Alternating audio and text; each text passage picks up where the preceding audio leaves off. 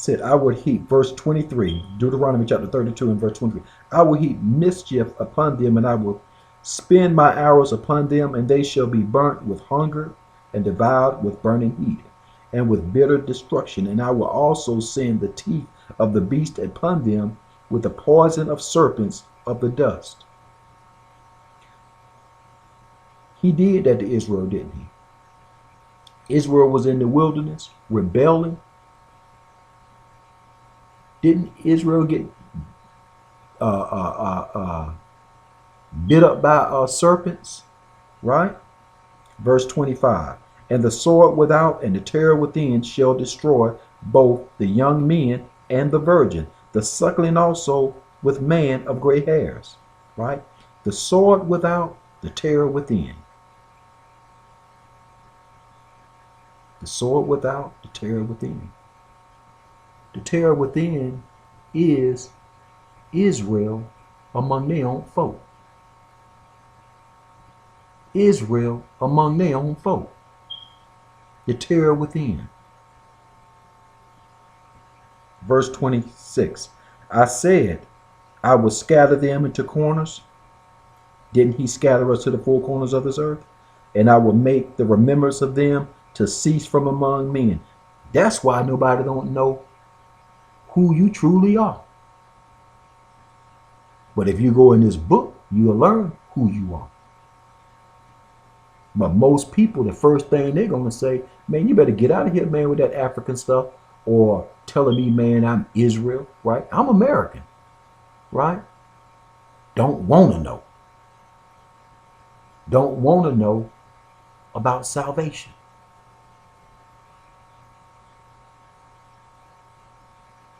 Verse 27.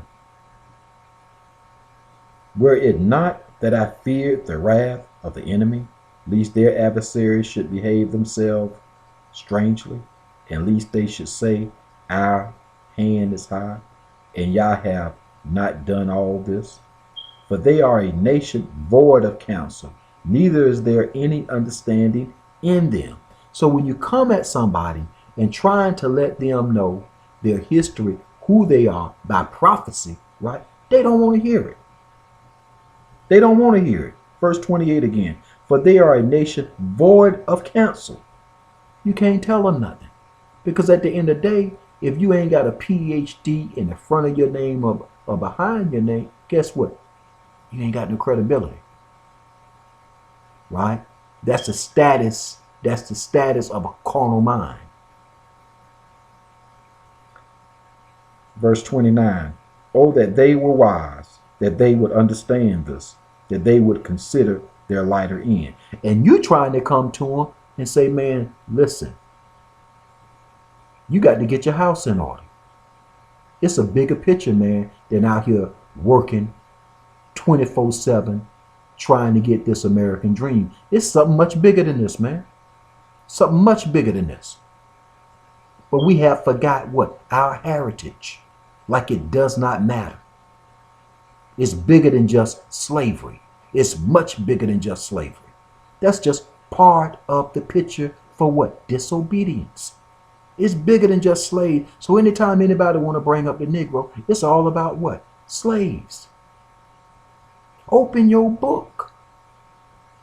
It's bigger than just being slaves.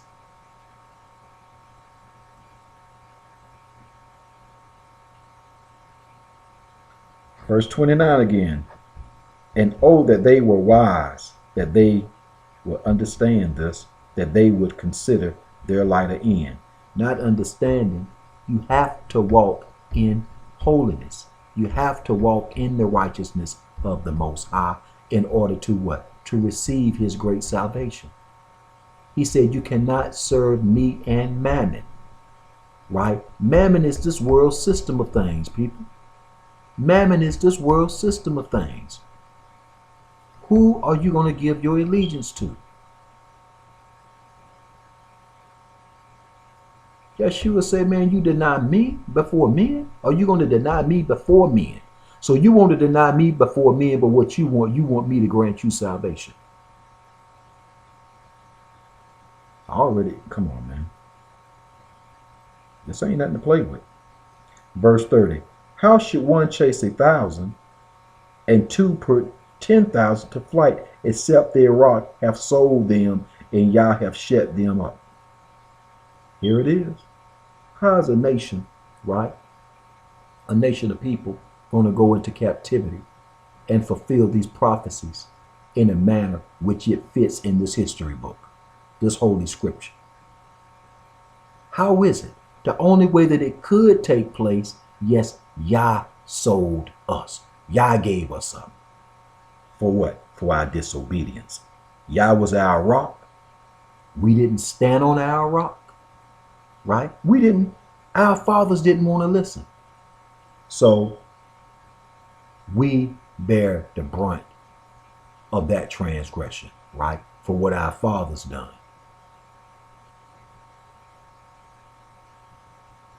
Verse 31. For their rock is not as our rock, even our enemies themselves being judges. For their vine is the vine of Sodom, and the fields of Gomorrah. Their grapes are grapes of gall, and their clusters are bitter. Now understand something. Look at the two cities that he just brought up, Sodom and Gomorrah, right? Known for what? Sodomy, right? Not walking upright morally before the Most High, right? So we know that these cities was off into any and everything that they flesh could conquer up. What do you see today? What do you see today? Their vine is the poison of dragons and the cruel venom of snakes.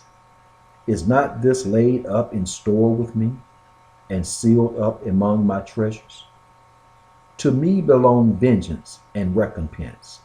Their foot shall slide in due time, for the day of their calamity is at hand.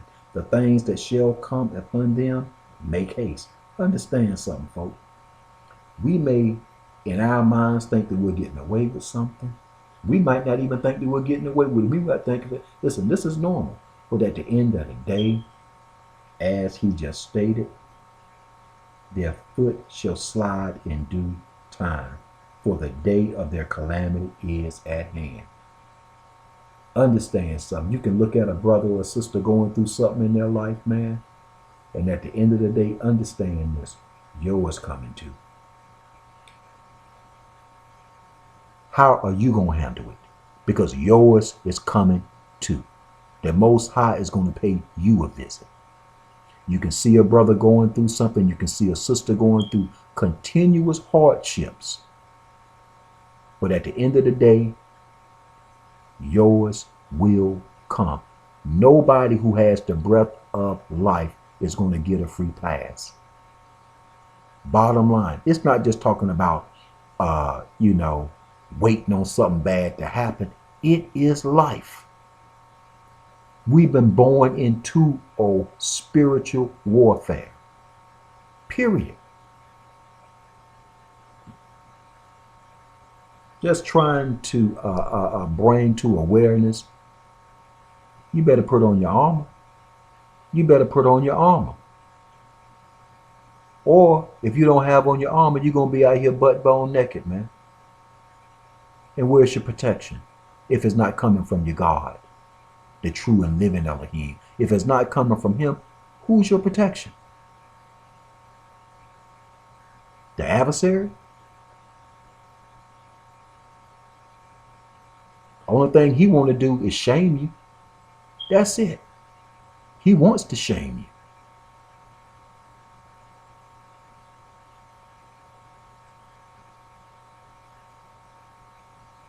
Because what is he called? What is the adversary called? What? The accuser. The accuser, right? Say he sits, right, and accuses you before the Most High. Right? Like he ain't worthy of this. He this, he that. He ain't worthy of this. And the best thing that you can do is to get the knowledge and understanding and pray that the Most High continue to bless you with increase where it's needed. Not where you want it, but where it's needed. for your salvation. Because this is what we're talking about, brothers and sisters. We're talking about salvation. That's what you're gonna hear from me. It's about salvation. All this ties in to salvation. This whole history deals with salvation. This holy story is the holy story of salvation. And who did the angels bring salvation to? That's why you keep hearing me read, and every time we're reading, we're dealing with the children of Israel. I know we're spending a lot of time in the Torah, but guess what? We're going to get to the New Testament, right? We're going to get in there because I know a lot of people spend probably more time in the New Testament than what they do in the Old. But at the end of the day, for me, the whole book, man, is a beautiful thing. The whole book.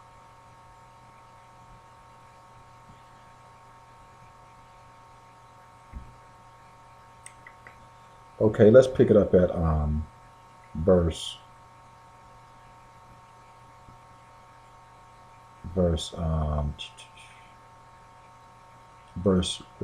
36.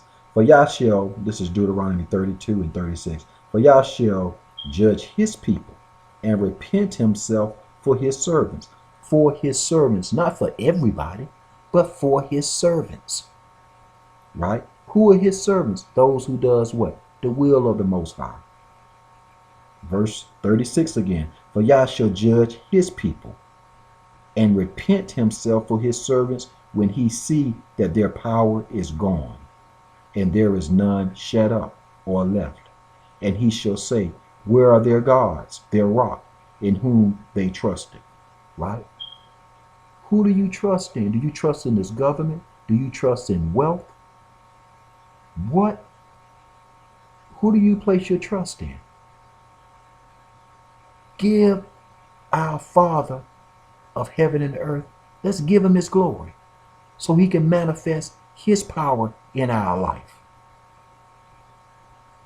So we can receive the joy, right? So we can receive the spirit of joy and rejoice in the things from our Father, which is in heaven.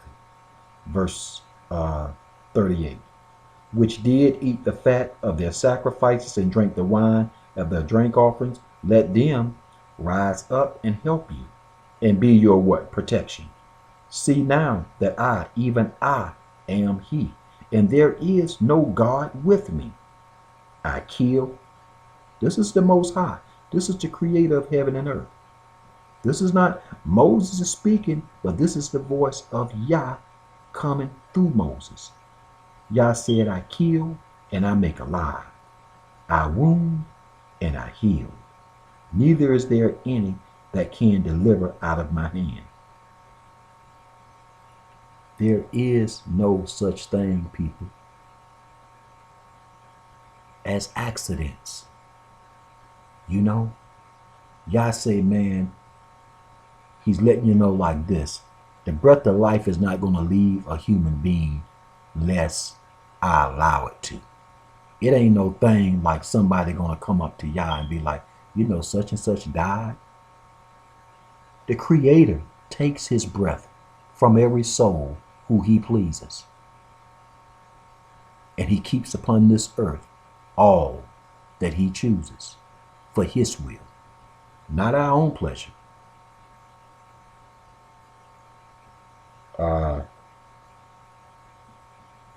Verse 39 again. See now that I, even I am he, and there is no God with me. There is no God with me. I kill, I make alive, I wound, and I heal. Neither is there any that can deliver out of my hand. For I lift up my hand to heaven and say, I live forever. If I whet my glittering sword and my hand take hold on the judgment, I will render vengeance to my enemy, and I will reward them that hate me. Man, I done heard the Most High the true and living creator of heaven and earth, continue to speak, saying, mortal man hates him. So now it's no big mystery to me when you see how you can speak on the Most High and his ways. A lot of times we don't get the response like we may think that we're going to receive. We're excited about it. You want to share this gospel with people. But once you get it off your chest, people back away from you. They don't want to hear it. Verse 42. I will make my arrows drunk with blood, and my sword shall devour flesh, and that with the blood of the slain and of the captives from the beginning, vengeance upon the enemy. Who are the enemies? Who is the Most High enemies? Those who would not show glory to the King of heaven and earth. Verse 43, rejoice, you nations, with his people. Rejoice, O you nations, with his people. But do we understand what's going on? Our people is rejoicing with the nations and what they off into. We supposed to be setting the foundation and giving glory and praise, right? What's given to us in this book, the righteousness and the holiness of the spirit of the commandments and law, to share with the nations that they may rejoice with us, because we know what our inheritance is. Why? We're living it. This blessing is poured upon who? The nation of Israel. And how do your cup run over? It's when you don't hold it in, you spread it. And so now the blessing that's on you, you passing it on just by opening your mouth, right? It's power in words. It's power in words. So when you see the holy seed of Abraham, Isaac, and Jacob continue to voice what's written, guess what they're doing? They're speaking the words of life. And by you speaking the words of life, you become a vessel of holiness and righteousness.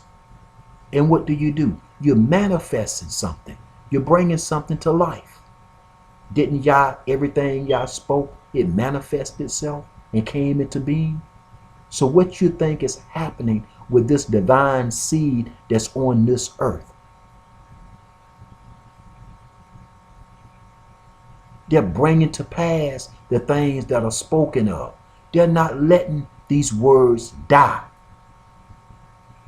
These words are life, and they're coming through vessels of life to bring forth the manifestation of truth, righteousness, and holiness for the glory of the kingdom of Elohim upon this earth. It will take place as it is today. Understand something. The era that we're in now, this was not taking place, 40 years ago. What we're seeing happening now with the word of the Most High, with the children of Israel, these Negroes today. Those who are humbling themselves, right? Humble themselves. I ain't talking about these folk out here, man, that's polluting this holy word. And when I say polluting it, how, the thing about it is babes. So when you get something, a lot of times a babe is going to act like a babe. And you can tell why, because you're looking at the spiritual maturity of that individual. You see what it is. You know if a person may mature or not when they got something, the way that they act. Look at their words and their actions and their deeds, right? See, a lot of people screaming out that they're Israel, but at the end of the day, you can carry any title you want to, but the nations are going to look at what? Your actions, your deeds. What are you speaking? Are you speaking hatred towards your fellow brother. Remember what the great master Yeshua said. Treat your neighbor as you would want to be treated. You just can't get out here, man, and get the greatest gift that can be bestowed upon mankind and act like a nut because you think you got something that he doesn't have. Remember, man, judgment is real. Tribulation upon the Jew first. Israel got to be very, very careful. Because Yah will tear your behind up. We are an example for the nations of his chastisement. So we better be very careful about what's coming out of our mouth, especially to each other. Because our words have power. And our actions and our deeds are under a microscope. Not only by your fellow brethren, right? The strangers around you looking to see how you walk. Especially when you confess yourself as the holy seed in this earth. But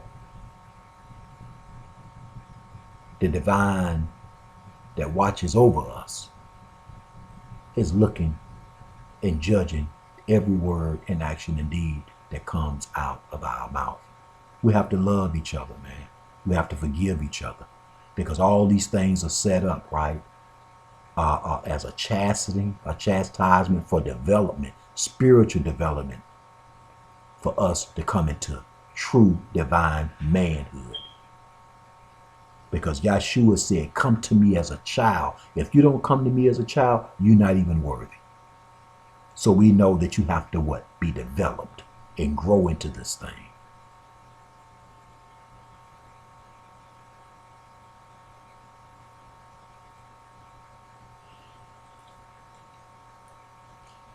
Let's pick it up at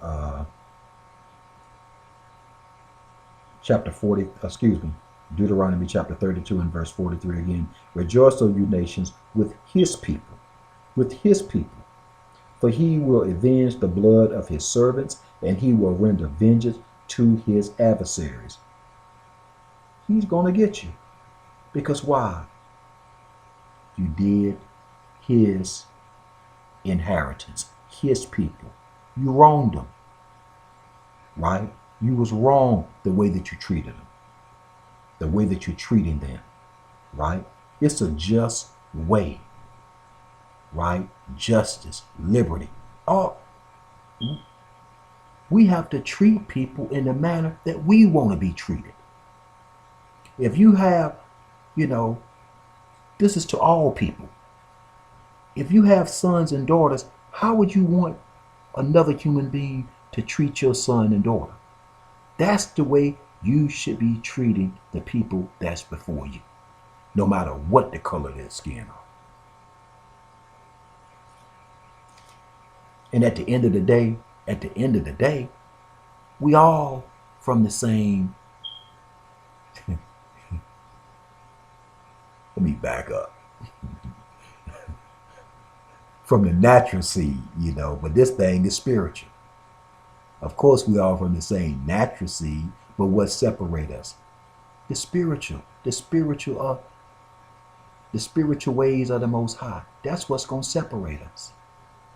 But it's supposed to separate us, man, in a way to understand. Get yourself together, get your act together, that we can come together as family.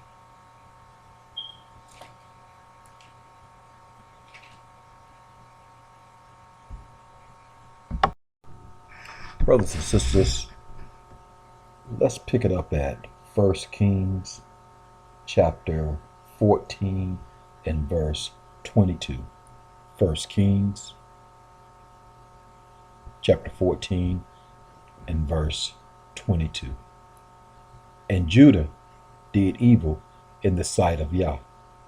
Now remember, Judah is the apple of Yah's eye. This is the royal house. Judah. Verse 22.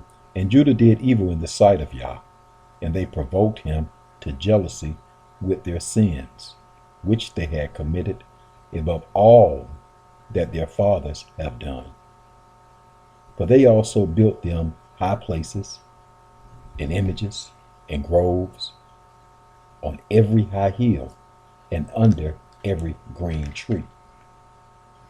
And there was also Sodomites in the land, and they did according to all the abominations of the nations which Yah cast out before the children of Israel. As Solomon stated, the wisest, one of the wisest prophets ever lived upon the face of this earth. There's nothing new under the sun. The same thing was happening then, what we're reading about in 1 Kings, is happening before our eyes right now today.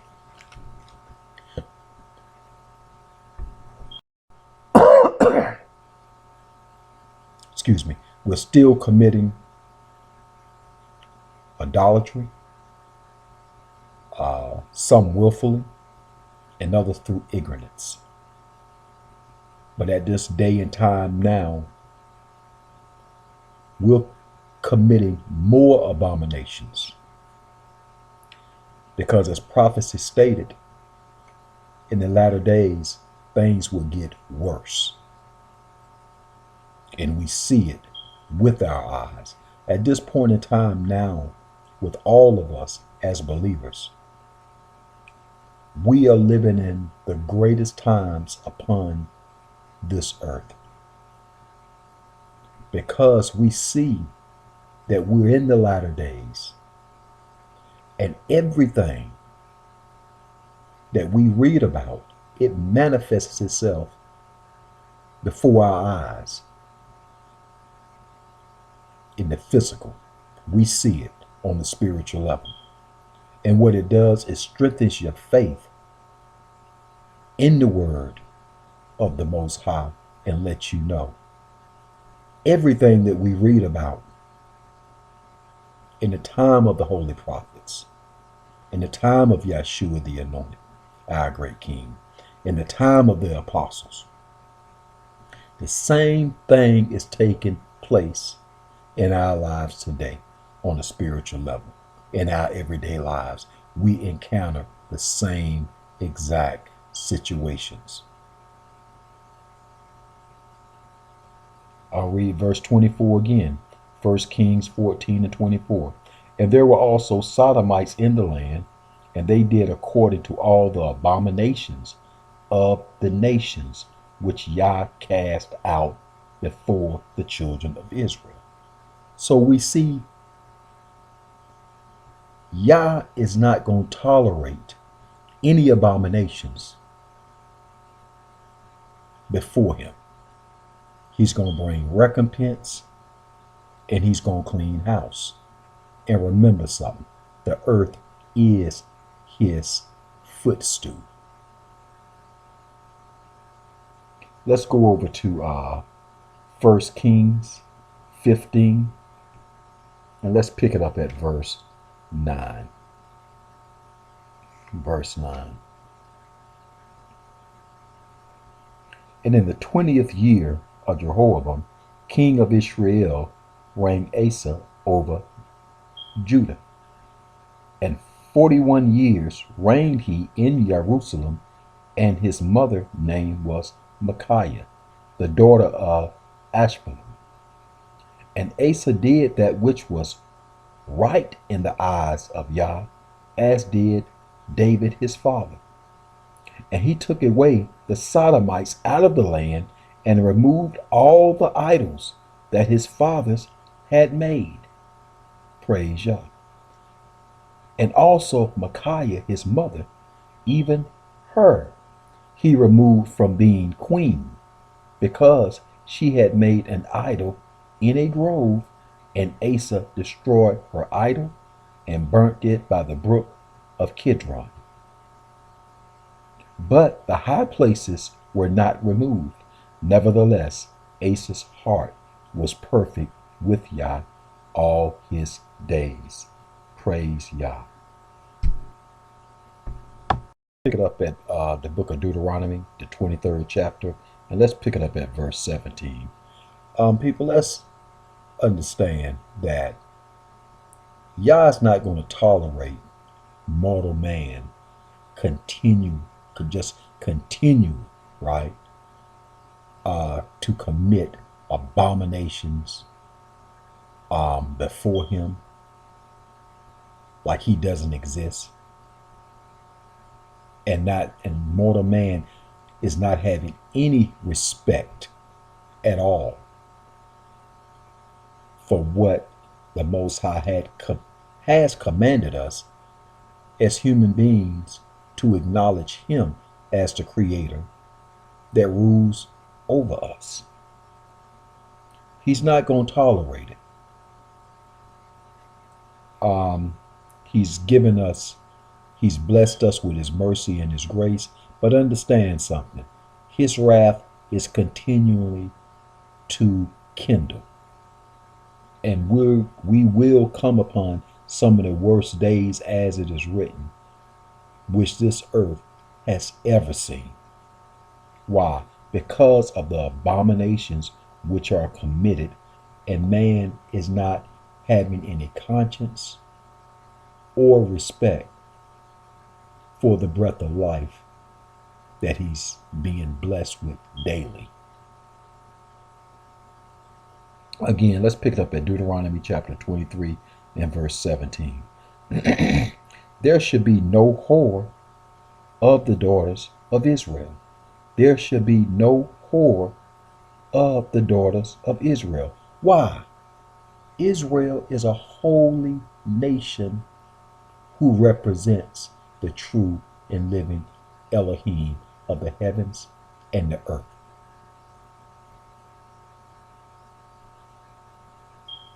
Yah expect that the daughters of Sarah, the daughters of Israel, should be, and it is expected to be raised up as virtuous women. Not as the rest of the nations around them. He has a problem when he looks at his nation of people and they mimic the nations who don't know him. But we supposed to represent him, male and female, upon this earth, to give him his glory and his praise, to represent him in truth and his right and in righteousness, that we may be what? The salt in the earth. The salt in the earth, to bring forth what? Fruits of righteousness. With integrity, dignity, self-respect, to honor and glorify our Creator. That others may see our light. And that the power that we receive may manifest through us, that we may show it can be done. You can walk in righteousness. You can walk in holiness and receive what? The spirit of joy throughout your life. Verse 17 again. There should be no whore of the daughters of Israel, nor a sodomite of the sons of Israel. Understand this. Yah is not going to tolerate it. He's not going to tolerate it. So either I'm going to believe what the Most High said, I'm going to believe what Yah said, or I don't believe his word. And the thing about it is, I believe the word of the true and living Elohim of heaven and earth. So at the end of the day,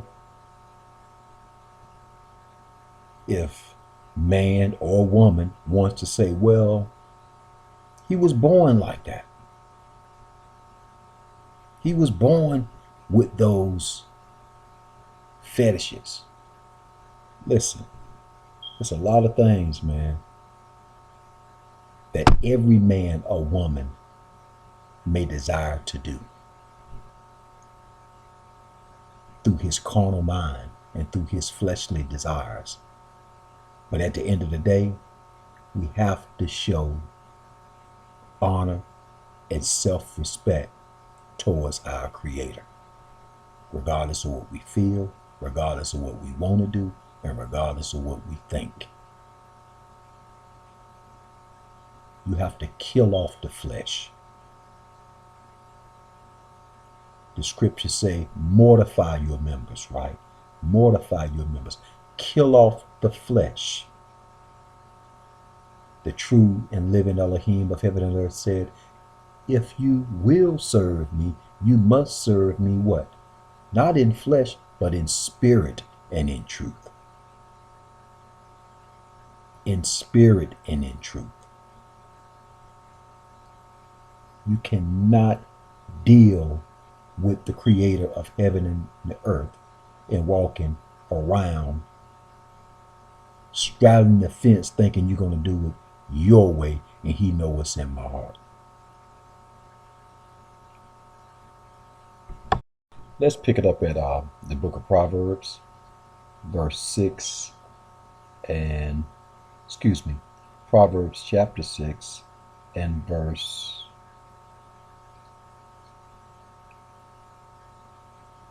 32 through 35. But whosoever committed idolatry with a woman lacketh understanding. But whosoever committed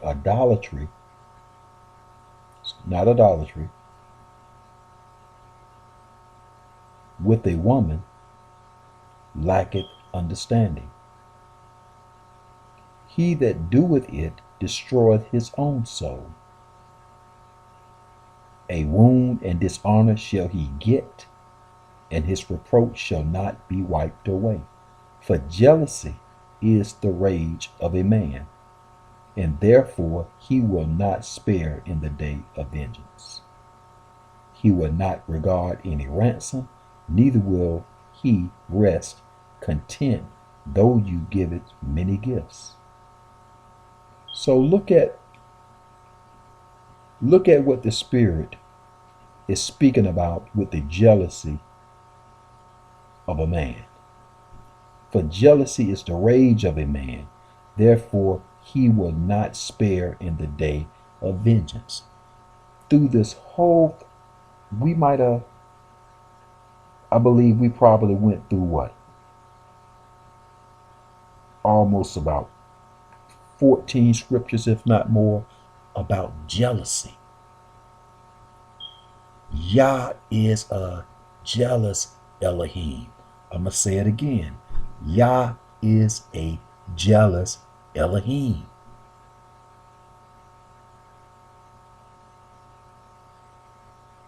We have to be very careful the way that we walk in this spiritual journey towards our salvation. Let's pick it up and see chapter 7 in Proverbs and verse 1. My son, keep my words and lay up my commandments with you. Keep my commandments and what? And live. Keep my commandments and live, and my law as the apple of your eye. Mortal man is telling you today, you're no longer under law. Blasphemy. It's a lie, what he's saying. Law governs everything. From the beginning until this day and forever. Law governs all things. But see, the thing about it is this. Man does not want to be governed by law. Not the Most High law. Why? Because it cramps his style and he can't get down the way that he wants to get down. So, by saying that the law is done away with, that makes it more convenient, right? For him to have a clear conscience, to continue to be perpetual in his iniquity. and say, well, I've already confessed that I believe in Christ, and he knows what's in my heart. That ain't gonna cut it. Proverbs chapter 7, verse 2. Keep my commandments and live, and my law as the apple of your eye. Bind them upon your fingers, write them upon the tables of your heart. This sounds like verse 3. Bind them upon your fingers and write them upon the tables of your heart. In the new covenant, the book of Jeremiah speaks about the new covenant, that the laws, right, are written in your heart, that every man shall know Yah, from the least of them to the greatest of them, saying that the laws shall be written in your heart. If the law is done away with in the new covenant, why would the law be written in your heart? Why would it need to be there if it does not exist anymore? It's written in your heart because it should be a natural thing that you should do. It's written in your heart because it should be in your heart to do his laws and commandments.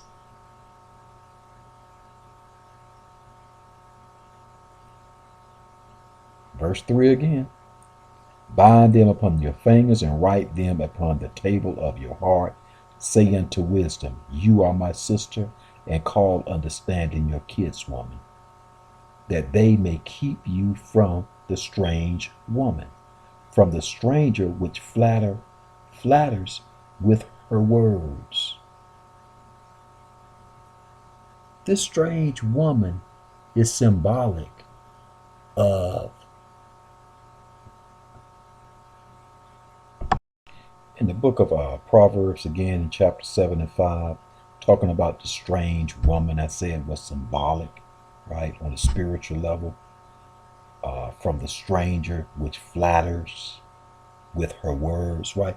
Let's go pick up this woman in the book of Revelations, in the 17th chapter of the book of Revelations, so we can get a better understanding of who this woman is that will flatter you with her words, right? That you have to watch out for. This is spiritual. Again, Revelation chapter 17 and verse 1. And there came one of the seven angels which had the seven vials, and talked with me, saying unto me, Come here, and I will show unto you the judgment of the great whore that sitteth upon many waters. That sitteth upon many waters. These many waters represents people, the nations upon the earth.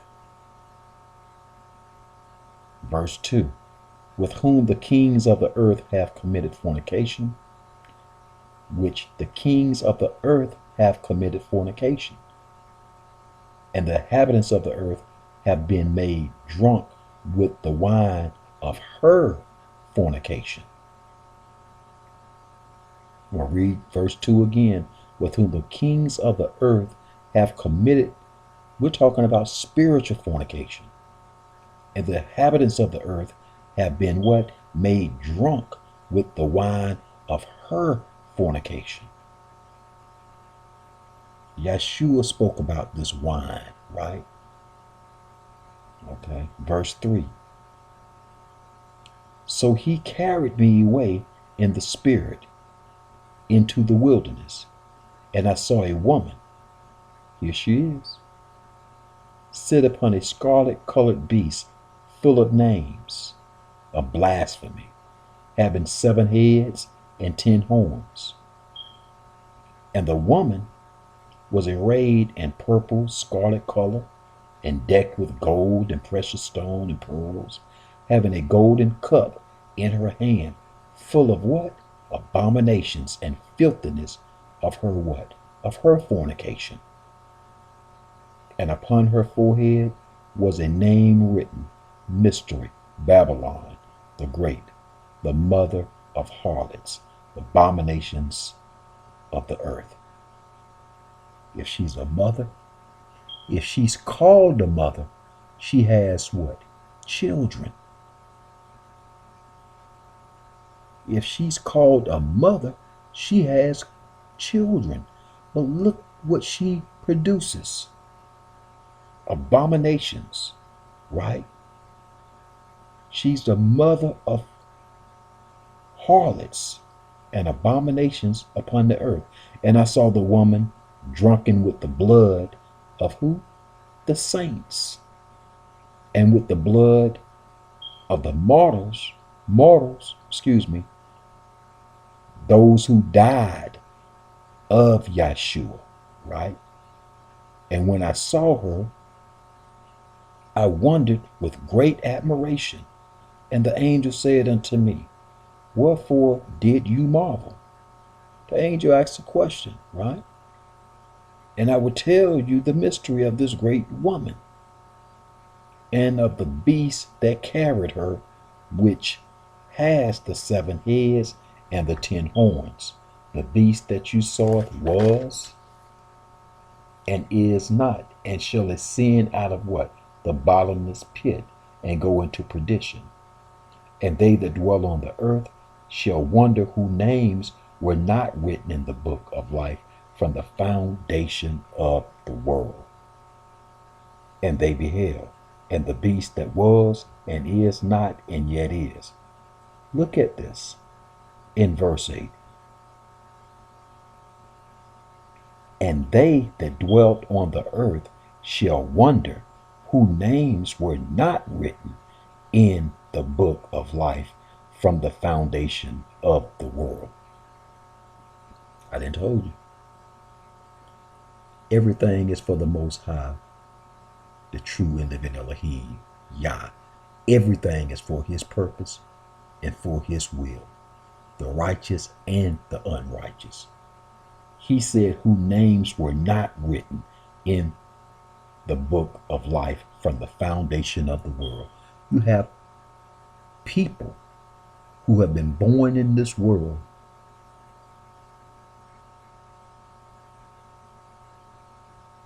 from before the earth was even created. Their names are not written in the Lamb's book of life. I'm going to read that again. And they that dwelt on the earth, verse 8, shall wonder whose names were not written in the book of life from the foundation of the world. Wow. Verse 9, and here is the mind which has wisdom. The 7 heads are 7 mountains.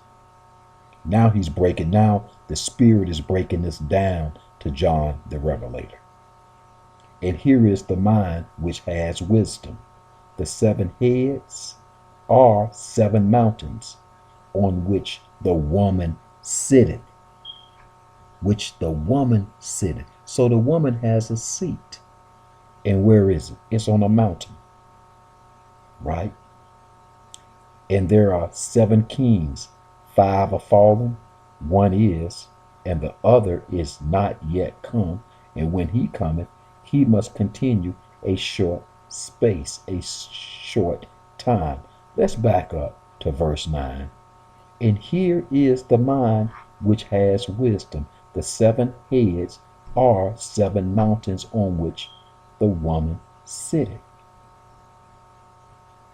Vatican City sits on 7 hills. Vatican City. Look it up. Let's go over to the book of Jeremiah, the 51st chapter and verse 25 and pick it up there. It says, behold, I am against you, O destroying mountain, said Yah, which destroy all the earth. And I will stretch out my hand upon you and roll you down from the rocks, and I will make you a burnt mountain. Verse 25 again. Yah said, behold, I am against you, O destroying mountain. Did we just read about this whore which sitteth on 7 hills? The prophet Jeremiah is prophesying about the same mountain, this destroying mountain. Look what it's called. Look what Jeremiah called it. O destroying mountain. Why would he address the mountain as a destroyer? Right?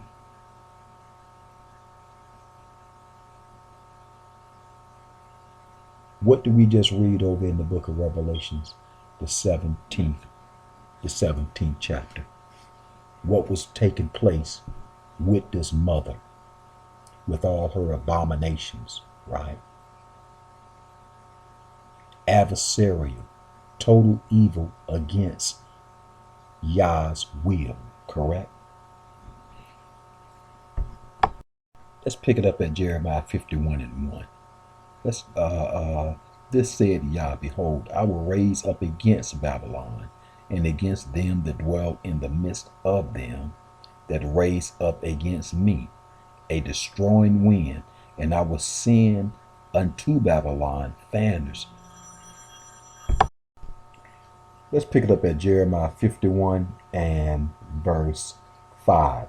For Israel has not been forsaken, nor Judah of his Elohim of Yah of hosts, though their land was filled with sin against the Holy One of Israel, as it is today. It's still filled with all type of what? Wickedness and abominations, all type of idolatry, right? All type of wickedness, right? And immortality is in that land as it is today. Verse 6, flee out of the midst of Babylon and deliver every man his soul. Be not cut off in her iniquity, for this is the time of Yah's vengeance. He will render unto her a recompense. Didn't Yah say, I know you in the world, but be what? Not of the world. Separate yourself from the world. How do you separate yourself from a world that you are part of? Yah will separate you by his ways. He will cover you and protect you from this world if you walk in his protection. What is your protection? His laws, commandments, and statutes, and judgments, and precepts of life. This is our protection. Verse 6 again, Jeremiah chapter 51 and verse 6. Flee out of the midst of Babylon and deliver every man his soul. Be not cut off in her iniquity, for this is the time of Yah's vengeance. He will render unto her a recompense. Now remember, Babylon is a symbol, right, for a city, a nation. Remember, Babylon has already been destroyed. What we're looking at now is this is symbolism of spiritual Babylon, right? Spiritual Babylon. So where you find abominations and wickedness and things that are adversarial to the Most High, this is considered Babylon, right? Spiritual Babylon. Verse 7, Babylon has been a golden cup in Yah's hand that made all the earth drunken. The nations have drunken of her wine throughout the nations. Therefore the nations are mad. Verse 7 again, Babylon have been a golden cup in Yah's hand. Look who controlling everything still. But why? Prophecy has to be fulfilled. Everything has to do what? Go its course. That made all the earth drunken. Not some of the earth, but all the earth was drunken. The nations have drunken her wine. Who wine? The mother of harlots, right? What is her wine? Her doctrine. Her doctrine is the wine, right? The nations are drunken of her wine, therefore the nations are what? Mad. People who are mad have no peace. No peace. The only way that you're going to ever receive peace is through your Creator. He will bless you with the spirit of peace if you keep His ways. Verse 8. Babylon is suddenly fallen and destroyed. This is prophecy. Howl for her.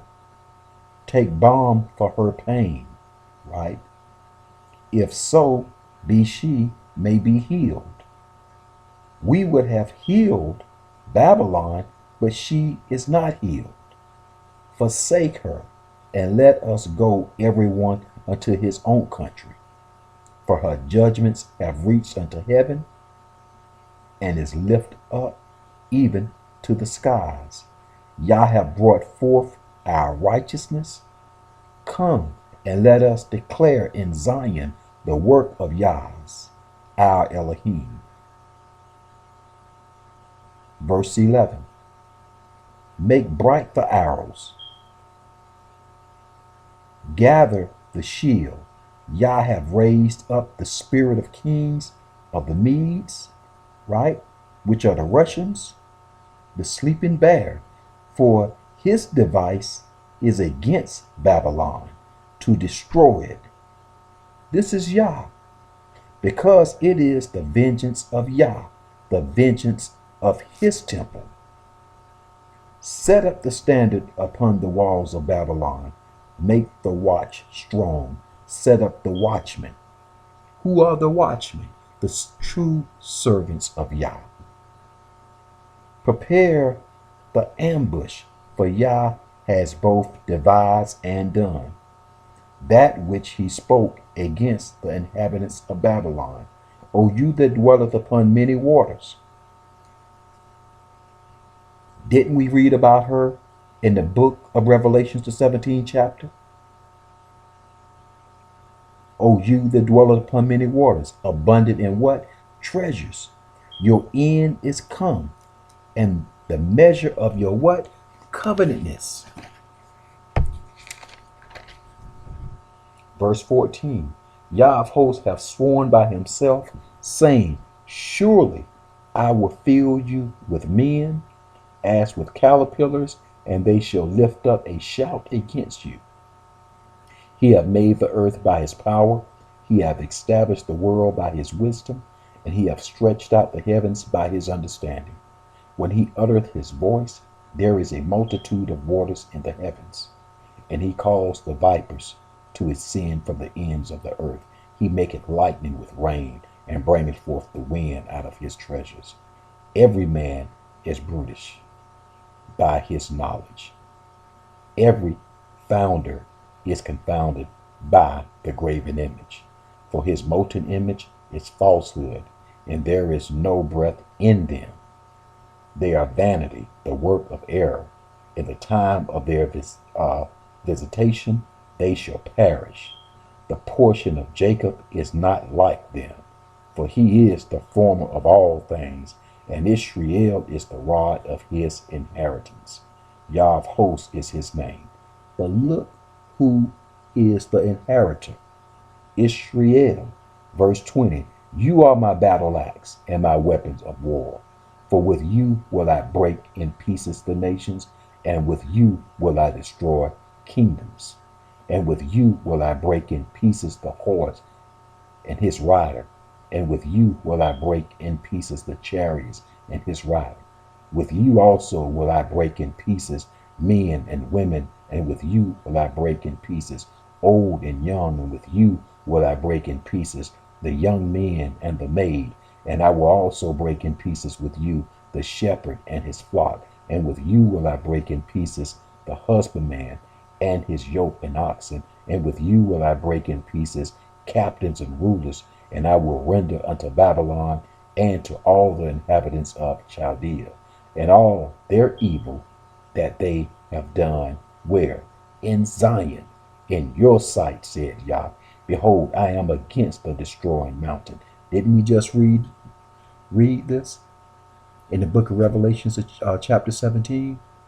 Understand something. Yah is going to bring recompense, right, against the nations, against all those who are adversarial against him and his holy seed, the children of Israel. Let's go over to Proverbs chapter 6 and pick it up at verse 20. See, what we see what's going on with the nations is just complete idolatry. It's complete idolatry. All of it is complete idolatry. They know who they're getting their power. The kings upon this earth, they know who they're getting their power from. They worship the adversary, the devil. They know who they're getting their power from. It's not a secret, right? It's a mystery to those who don't have the knowledge, but it should be an eye-opener unto those who are coming in to this understanding. And it should not be hard to comprehend. Because remember what Satan said to Yeshua. He said, all this upon this earth and this planet was given unto me. All this power was given unto me, and I give it unto whom I will. And I will give it to those who what? Who will worship me and who will give me acts of worship. So all the kings of this earth are governed by who? The adversary. Look at what's going on in this earth. What king do you know upon this earth that's ruling his country and governed by an ecclesiastic system, by the ordinance and commandments and laws and statutes and judgments that's written in this holy book of life? What king and what country upon this earth that you know that follows the laws and commandments to govern mankind, which is written? So understand something. You have a law book in here that governs every aspect of man upon the face of this earth in this book. All things. But what man does, he picks and chooses what laws that he will bring forth justice and judgment, right? And we know the system of things. But at the end of the day, understand who has been given the authority, right, to govern this earth, right, for free will. So at the end of the day, we have a choice to not be overcome by other nations, the wickedness that's in this earth, the witchcraft which is practiced in this earth by the soothsayers and every type of abomination that you can think of, every abomination that you read about in this book, we see daily. We see daily. If you don't see it, it's camouflage, but it's there. But it's not camouflage to those who have a spiritual eye, that they know exactly what to look for. And it's heartbreaking. And especially when you see that your loved ones and people that you care about don't have a clue. because their eyes, maybe their eyes haven't, y'all haven't decreed their eyes to be open to see these things on the spiritual level. But he has blessed you to see it. Everybody is not going to be on the same level with you. The same way that you might not be on their level in certain things which they may be gifted in. You got to look and see, where is your gift? What talent do you have? What has Yah blessed you with that can profit you far as your salvation? Again, Proverbs chapter 6 and verse 20. My son, keep your father's commandment and forsake not the law of your mother. Bind them continuously upon your heart and tie them about your neck. When you goeth, it shall lead you, and when you sleepeth, it shall keep you, and when you awaketh, it shall talk with you. Understand something. When he said your father and your mother, as the scriptures say, a mother and a father shall raise their child up, right, in the way that they should go. Meaning, they should be governed by the precepts and commandments and laws of this book. This is the order of things. We're supposed to teach our children the commandments of life. Verse 23, for the commandment is a lamp. Look what the commandment is. It's a light. It's a lamp. And the law is a light. Okay? For the commandment is a lamp, and the law is a light. And reproof of instructions are the way of life. And reproof of instructions are the way of life. Verse 24, to keep you from what? The evil woman. From the flattery of the tongue of a strange woman coming with you, right? Twisting the truth. Saying, you know what? You really don't have to do what Yah said, but you had to do that back then. You know, back then, dealing with the disciples and dealing with Christ, you know, you can't be like Christ.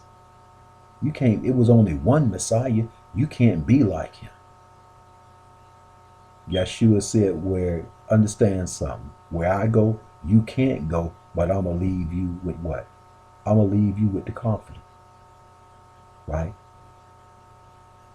Letting you know I'm not going to forsake you. I'm going to give you what you need to be victorious in this earth. You just don't forsake me. Don't turn your back on me. But I'm going to leave you with the Comforter. That's what we have to understand. We have been given the things which is needed to bring us to be victorious. We have to what? Be steadfast and stay focused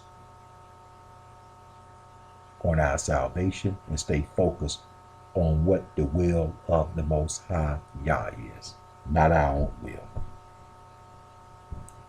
Verse 24 again, to keep you from the evil woman, from the flattery of the tongue of a strange woman. We're not talking about some physical woman. We're not talking. We're not talking about some woman. We're talking about spiritually. We're talking this woman. What we're talking about are the churches that are set up, right? The different religions, right? I don't care who you are, what denomination, Muslim, Christian, Jewish. It's only one gospel. It's only one gospel, right? Because at the end of the day, you can have all these different religions, all these different denominations, but everybody, right? Most people have this holy scripture. But look at all the different denominations that you got coming out of this one book. But when the Messiah came on the scene, it was only one gospel. He passed that spirit on to his disciples who kept the same gospel. The holy sanctuaries were set up by the apostles. One gospel, one doctrine, right? You didn't have no Pentecostal. You didn't have no Baptist, right? You didn't have Presbyterian. You didn't have these different denominations, right? You had different sets. You had the Pharisees, right? You had the Sadducees, right? You had these different sets of people with their different beliefs. One believed in the resurrection. One didn't believe in angels, right? So you had people with a different philosophy about the scripture. But understand something. We was commanded to follow Yeshua the Anointed, our King. Not to follow the Sadducees, not to follow the Pharisees, not to follow the Essenes, right? We was commanded to follow what? The gospel of Christ. Period. One gospel. So with those different sets, we saw things going on then, right, as it is now. And it's called different denominations, right? People want to go in and make comments like, well, that's not the way I interpret it. Who asked you? Nobody asked you to interpret nothing. You don't need to interpret nothing. That's what the prophets are for, right? To bring truth to light, because the scripture is not for any man's private interpretation.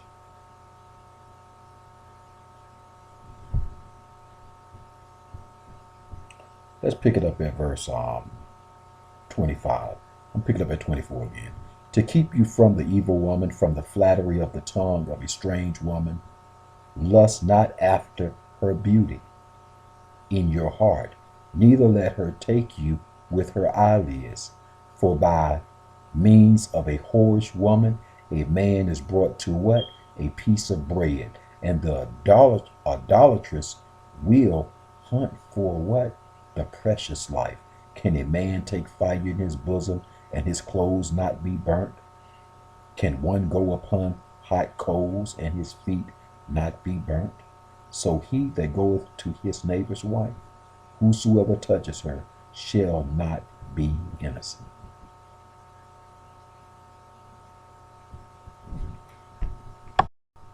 Let's go back to Revelation chapter 17 again.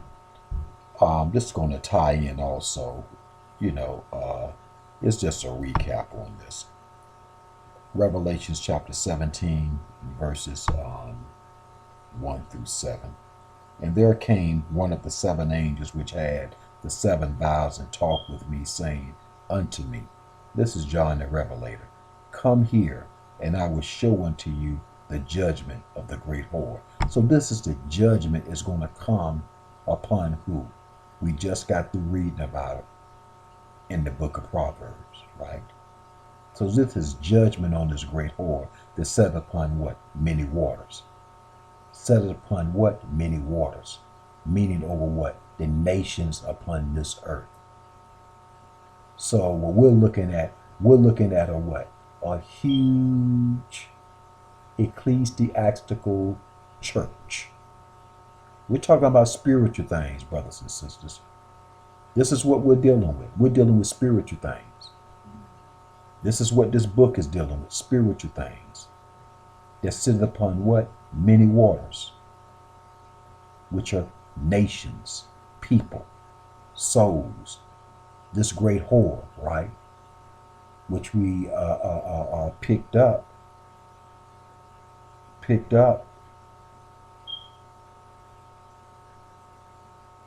I'm going to read verse 2.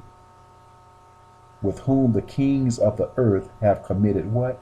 Fornication.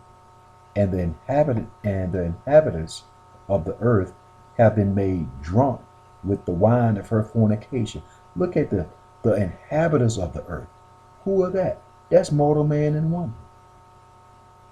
Have been what? Made drunk with her wine. Of what? her fornication. What type of fornication? Spiritual fornication.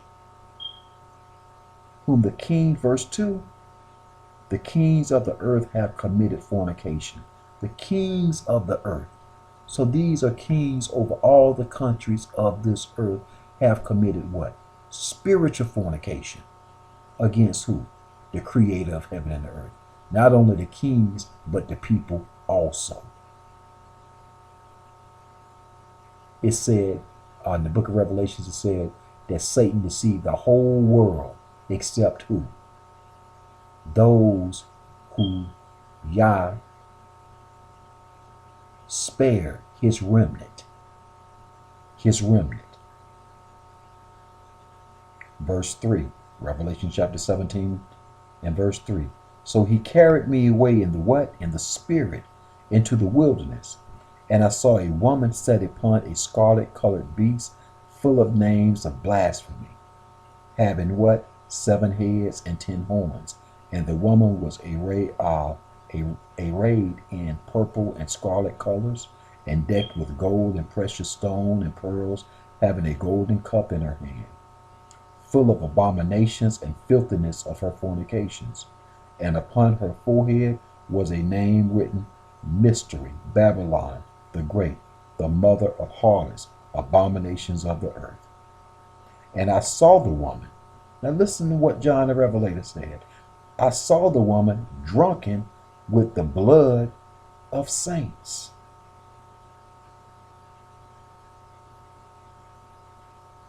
And with the blood of the martyrs of Yeshua. The martyrs are those who what? Died for the name and cause of Yeshua. And when I saw her, I wondered with great admiration. And the angel said unto me, Wherefore do you marvel? The angel like, man, come on, what are you doing?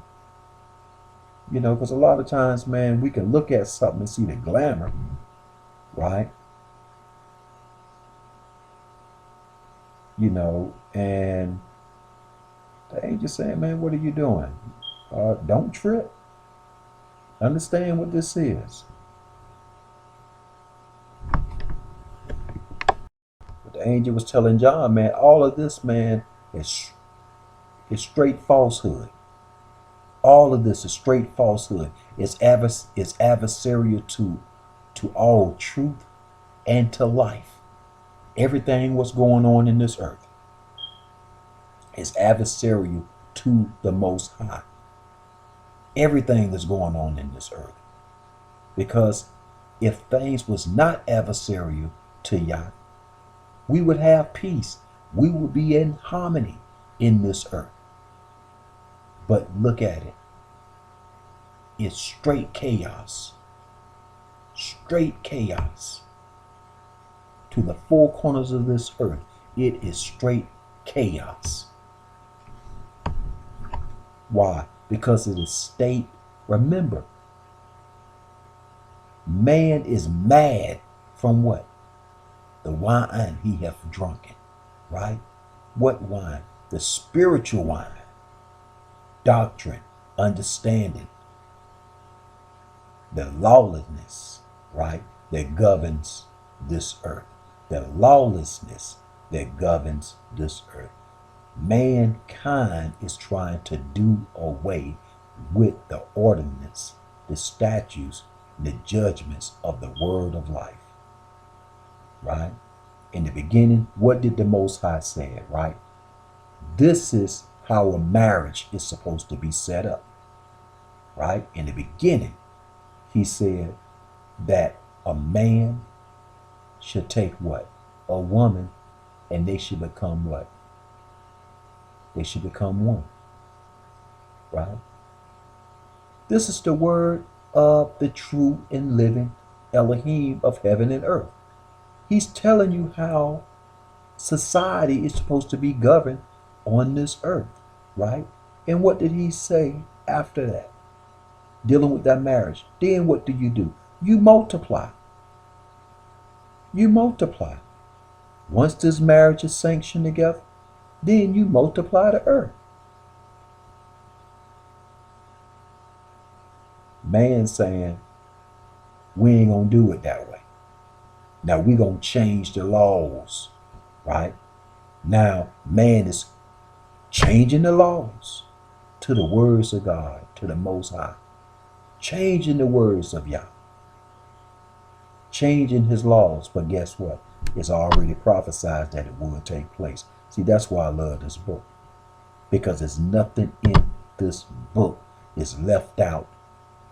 There's something that's going on around you now that you shouldn't have knowledge of. Why? Because it's already written in this book. Praise Yah for blessing us with his wisdom, knowledge, and understanding, which is written in the Holy Scripture. So you would not be lost.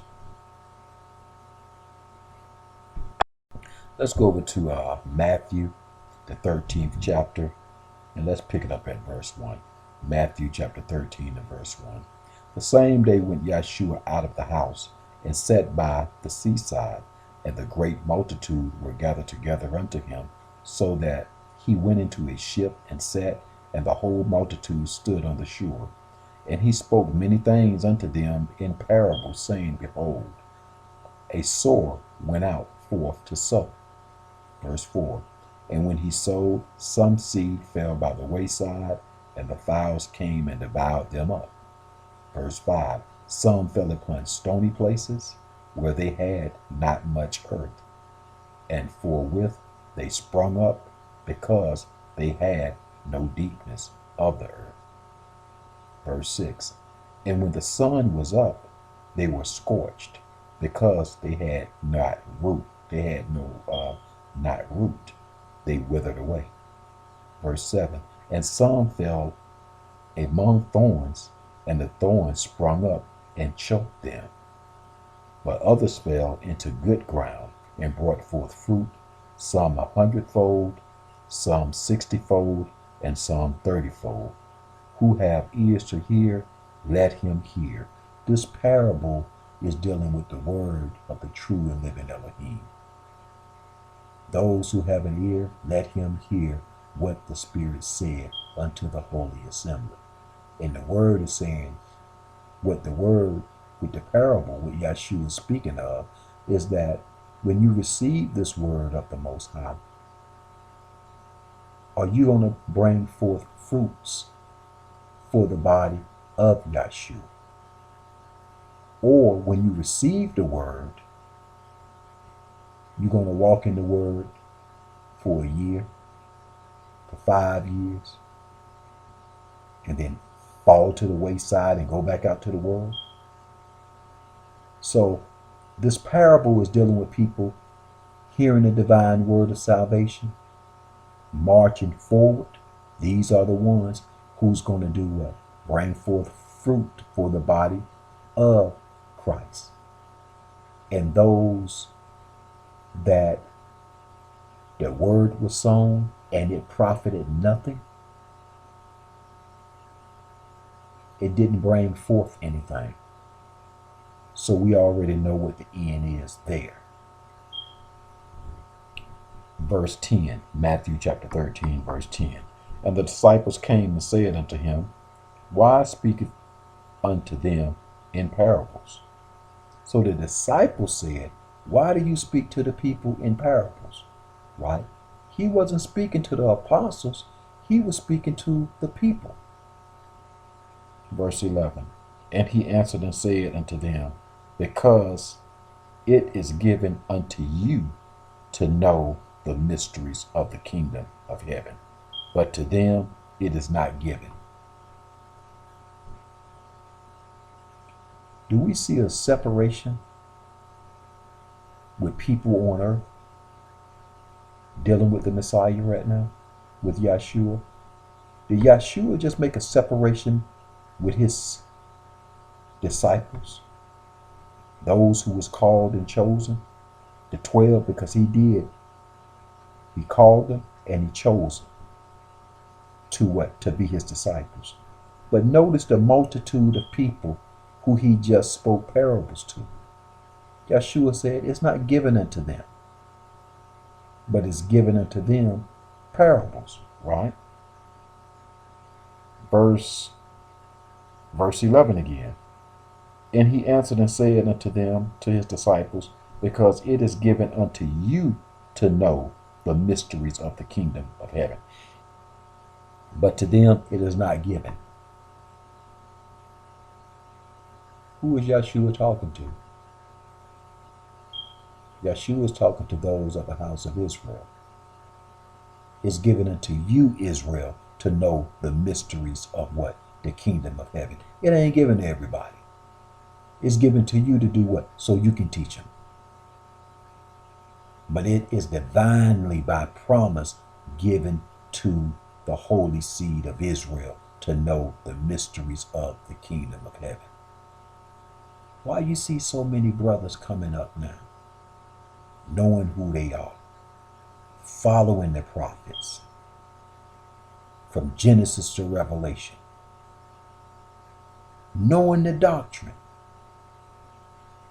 mysteries that man ain't had no clue about nothing. Man come, speak on a little sermon, right? That's it. Say a couple of words out the Bible, right? And deal with one piece of script for about 2 hours. Do a sermon on a sentence for about 2 hours. Can't go any farther. Why? Because he don't understand what he's reading. Because it has not been given to him to disseminate the word of the Most High. Yah has his servants in this earth, and they will do their job, which they have been called to do, those who do it. Israel is waking up by the blessing and by the spirit which is poured upon Israel to do their job. Verse 12, for whosoever has, to him shall be given, and he have more abundance. But whosoever have not, from him shall be taken away, even that he has. Therefore speak I to them in parables, because their seeing see not. Listen to what Yeshua said. Yeshua said, therefore speak I to them in parables, because they see not, and hearing they hear not, neither do they what? Understand. That's why, man, you can talk something so simple to somebody about this doctrine, and guess what? They don't have a clue what you're talking about. And you can go over here and speak to another brother and sister, right, about this doctrine, and guess what? They on the same page with you. Everyone is not going to be able to receive this thing the same way, because it's not meant for everyone. So when you ministering to somebody and spreading the gospel to someone and they don't receive it, why are you mad at them? Because they don't understand what you talking about. Yah has to decree any human being to hear his word. Yeshua said, those who have an ear, let him hear. Right? Yeshua said, right, my sheep hear my voice. My sheep hear my voice. Verse 14.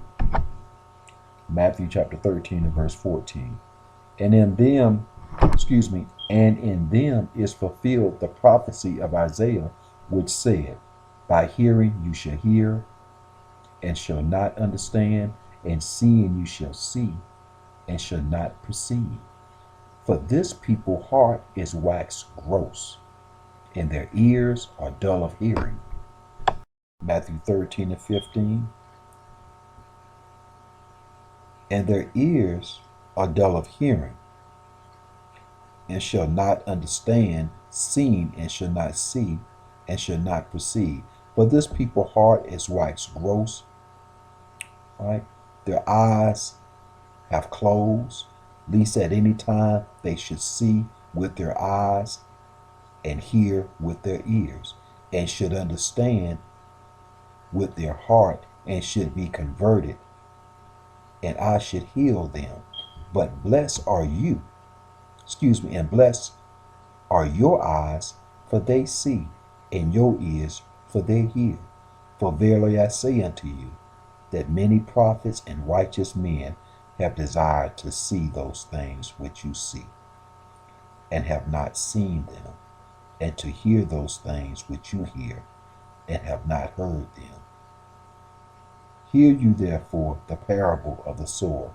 When anyone heareth the word of the kingdom, and understandeth it not, then cometh the wicked one, and catches away that which was sown in his heart. This is he which received seed by the wayside. But he that received the seed into stony places, the same is he that heareth the word, and anon with joy received it. Verse 21, yet has he not rooted in himself, but doeth for a while. For when tribulation and persecution arise because of the word, by and by he is offended. Verse 22, he also that receives seed among the thorns is he that heareth the word, and the care of this world and the deceitfulness of riches choke the word, and he becometh unfruitful. But he that receives seed into the ground is he that heareth the word and understandeth, which also beareth fruit and bring fruit, some 100-fold, some 60, and some 30. Let's go over to the book of Exodus, chapter 15, and let's pick it up at verse 2 through 4.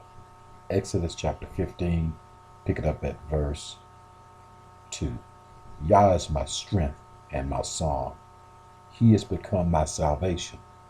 He is my Elohim, and I will prepare him a habitation. My father's Elohim, and I will exalt him. Yah is a man of war. Yah is his name.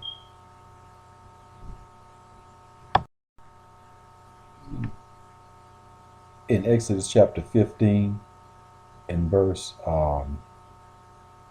3, it says, Yah is a man of war. Yah is his name. We are spiritual warfare upon this earth. Yah has given his ordinance to his holy seed as an inheritance, right? To bring forth fruit for the kingdom to come. And understand something. The adversary, Satan, he has his church upon this earth. So you have two different doctrines upon this earth. The Most High has his, which is the Holy Scriptures from Genesis to Revelation. And Satan has his church set up. So every time we go into the book of Proverbs and we deal with this woman, this strange woman, and you go to the book of Revelation, chapter 17, with this harlot, right? This mother, right? This mother has given birth, spiritual birth, right, to all the false doctrines that inhabit this earth. All the false religions, right? To do what? To be a stumbling block for the holy seed of this earth. To be a stumbling block for the holy seed, and hope to what? To bring condemnation and destruction on the holy seed. Remember, Satan came to make war with those who keep the commandments of Yah and have the testimony of Yahshua. This is the spirit of prophecy, which is spoken in the book of Revelation. It is spiritual fare upon this earth. You was born into it without a choice. Let's go over to the book of Ezekiel chapter 16 and pick it up at verse 20. Ezekiel chapter 16 and verse 20. And this is Yah speaking to the children, the nation of Israel. Moreover, you have taken your sons and your daughters, whom you have borne unto me. And look what Yah said, right? Yah said, moreover, you have taken your sons, your daughters, whom you have borne unto who? Unto the Creator. And these have you sacrificed unto them to be devoured. Is this of your whoredoms a small matter? Look at what Yah saying. You're supposed to be raising your offspring up in holiness. Your daughter's supposed to grow up to be virtuous women. Your son's supposed to grow up, right, to be true servants of the true and living Elohim of heaven and earth, right? But in verse 20, it says, is this of your whoredoms a small matter? It's like you ain't got a clue. Or do you care? Do you care? Verse 21, that you have slain my children and delivered them to cause them to pass through the fire for them. And in all your abominations and your whoredoms, you have not remembered the days of your youth, when you was naked and bare and was polluted in your blood. He's talking about when you was in your iniquity, when you didn't know me, when you didn't have my spirit, my covering. Because understand something, when you in your sin, you got blood all over your hands. You're not innocent. Verse 23, and it came to pass after all your wickedness, woe, woe unto you, said the Master, the Elohim. Verse 24, that you have also built unto you an intimate place, and have made you a high place in every street. We're talking about churches. This is spiritual. When they say these high places, these are places that Israel went to sacrifice, right, to their God. And the only God they supposed to sacrifice to was Yah. And it was an order how that was set up. It had to be through the priest of Levi.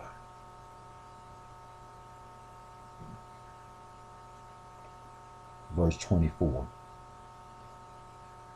You have also built unto you, okay, we read it, verse 24, verse 25. You have built your high places at every head of the way, and have made your beauty. When you're talking about you have built your high places at every head of the way, that means on every corner. Don't we see that today in certain neighborhoods, especially black neighborhoods? How many churches you have in neighborhoods? They on every corner. Why is it like that? Why do you have so many different churches set up in these small black neighborhoods, man? I mean, they everywhere. It seems like that don't make any sense. It's like it should be one church set up for one neighborhood, right? And you really have to, this is the question what needs to be asked. Who has sanctioned and ordained or decreed or even commissioned man to set himself up as an ambassador of Christ? Who has given him the commission to go forth and to stand in the stead as a minister of the true and living Elohim? Who commissioned him? Or did he take that stand on his own?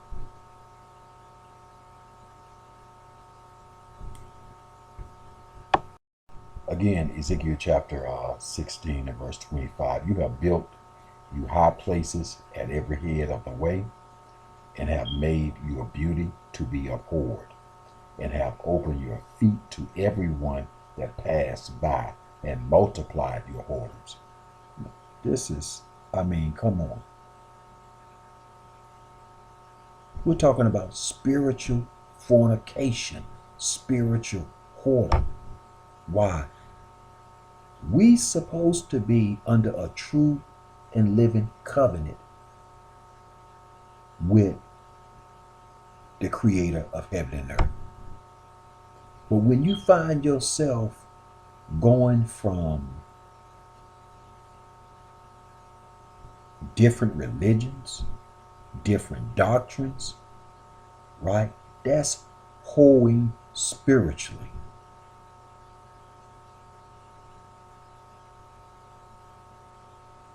Verse 26. You have also committed fornication with the Egyptians, your neighbors, great of flesh, and have increased your whoredoms to provoke me to anger. Verse 27. Behold, therefore, and you know something? Look at what Ezekiel just stated. This just threw a light on. Look what Ezekiel just stated. You have, verse 26, you have also committed fornication with the Egyptians, your neighbors, right? We know the Egyptians, Pharaoh, his great army was what? Destroyed, because the whole country was paganism. The whole country was serving other gods. One of the biggest religions that's coming up right now among our people is what? This Egyptianology, right? I mean, it's spreading like Islam. And we're grabbing hold to it, right? Not understanding, Yah destroyed this kingdom. Why? Because serving other gods of wood and stone, right? Forsaken. People are forsaking the true and living, invisible Elohim. You got to read your book from Genesis to Revelation.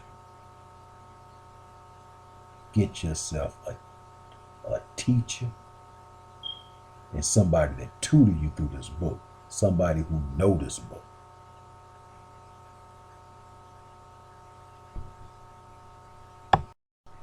Ezekiel chapter 16 and verse 27. Behold, therefore I have stretched out my hand over you, and have diminished your ordinary food, and delivered you unto the will of them that hate you, the daughters of the Philistines, which are ashamed of your lewd way. Verse 28. You have played the whore also with the Assyrians, because you was what? Unsuitable. Yes, you have played the harlot with them, and yet could not be satisfied. Verse 29. You have moreover multiplied your fornications in the land of Canaan unto the Chaldeans, and yet you was not satisfied herewith. Verse 30. How weak is your heart, said the Master the Elohim, seeing you do with all these things the work of an imperious, whorish woman.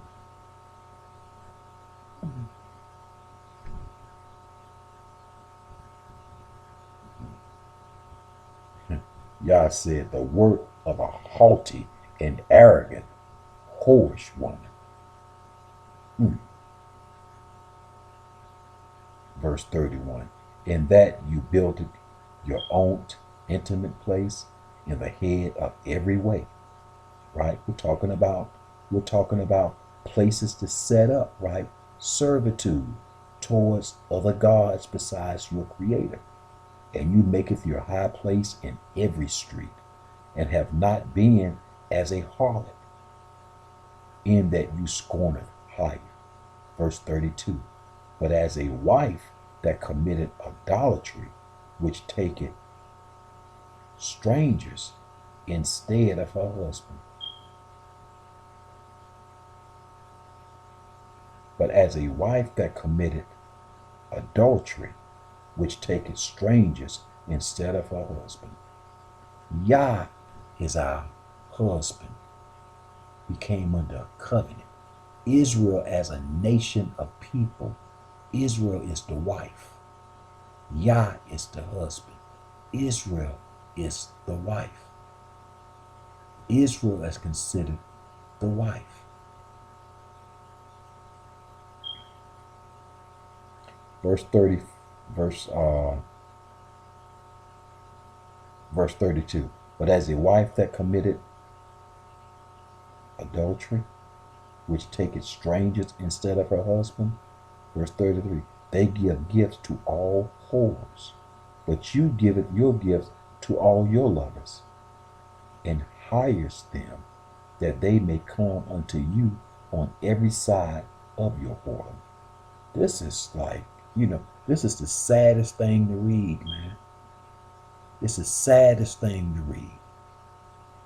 It will break your heart, because at the end of the day, it's like man has free will, right? And he's given you this thing that you can understand from a perspective as man and woman who's in a relationship, a covenant, a marriage. And you telling your wife you got free will to do what you want to do. But understand, we're under a covenant together. But you still have free will. Either you're going to be faithful to me or you're not. And so what the Father is looking at, he's looking at a nation of people who said that they would be faithful. And he's looking at everything Israel do, like they hide. Understand something. Your Creator has eyes all through this earth. Nothing is hidden.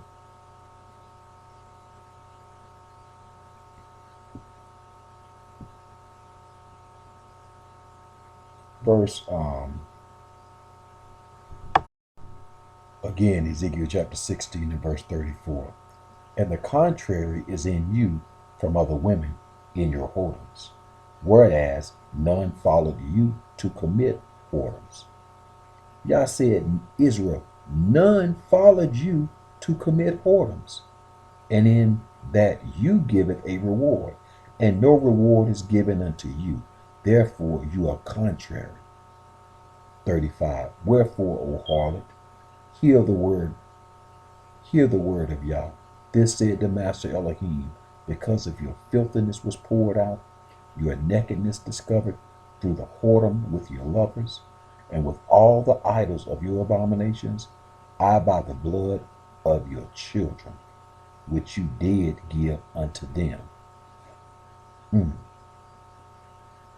Behold, verse 37, behold, therefore I will gather all your lovers, with whom you have taken pleasure, and all them you have loved, with all them that you have hated.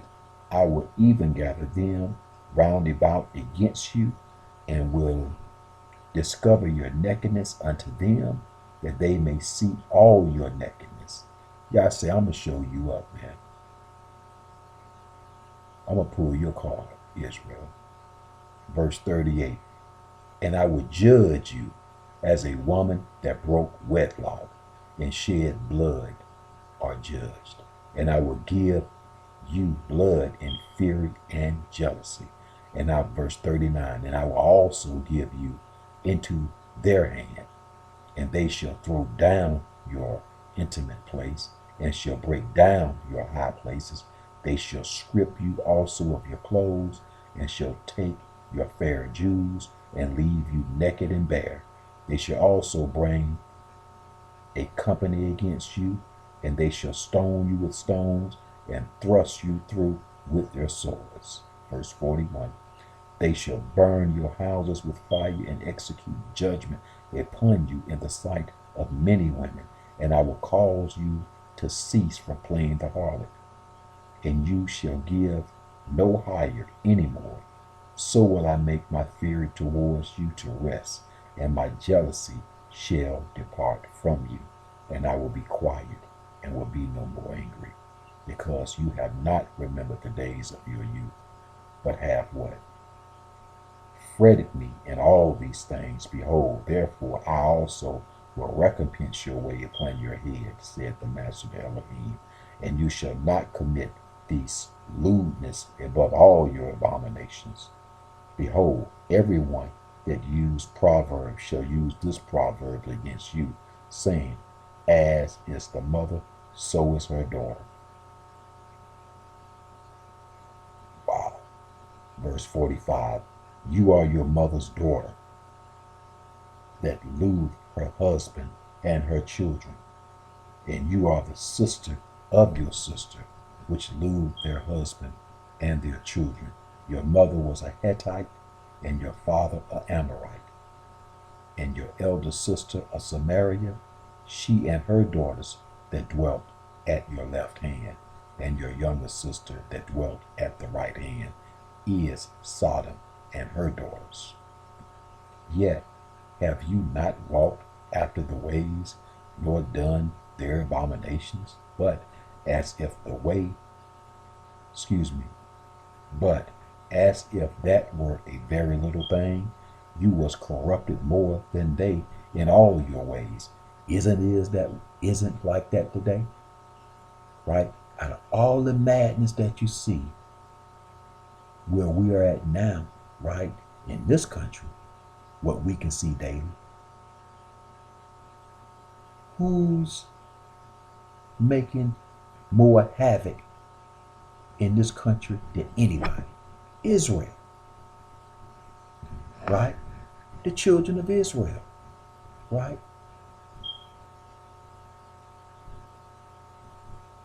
They keep madness going. You know, when they make a movie, when they got a television show that come on about you murdering your own people, which is called the First 48, you got a problem. No government can solve it. They won't solve it, right? I guess the government's saying, if they want to commit genocide on each other, man, let them. And at the end of the day, they still getting paid off you, coming through the penitentiary, coming through that system. It's a moneymaker. It's another form of slavery, which we have put ourselves in bondage. We have the freedom of choice. Either you can do good and keep this covenant and let Yah bless you with a good life, or you can be devoured by the beast of this nation and other nations. No matter where you go, these curses gonna follow you. I don't care if you're in America or go to any other country. This curse is going to follow you if you rebel against the covenant of the true and living Elohim. Ezekiel chapter 16 and verse 49. Behold, this was the iniquity of your sister Sodom. Pride, fullness of bread, abundance of idleness, right? Abundance of idleness was in her and in her daughters. Neither did she strengthen the hand of the poor and needy. And they were haughty and committed abominations, right? Haughty, meaning arrogant, right? It's all about them, right? And committed abominations before me. Therefore I took them away as I saw good. Verse 51, neither have Samaria committed half of your sins, but you have what? Multiplied your abominations more than they, and have justified your sister in all your abominations which you have done. See, this is the thing. When you justify your sin, right? And you give a ransom for that sin. So when you give a ransom for that sin, you saying, you justifying it by saying, well, this is why I do this, and this is why I do that. And then you find a ransom for it that you can have peace and you can have no conscience for that act. You don't even have a conscience for it because you find a way to justify your actions before the true and living Elohim, where he done told you, don't do it. He mean, don't do it. Sin is sin.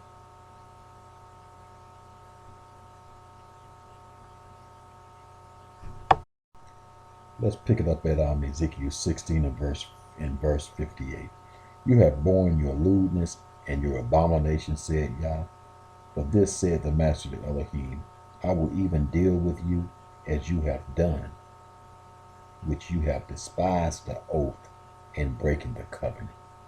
Nevertheless, I will remember my covenant with you in the days of your youth, and I will establish unto you an everlasting covenant.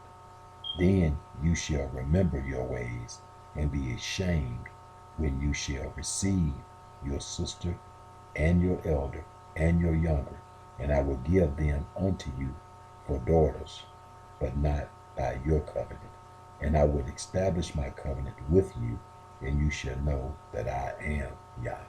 This is the new covenant, what Yah is referring to. This is the new covenant that Yah is referring to.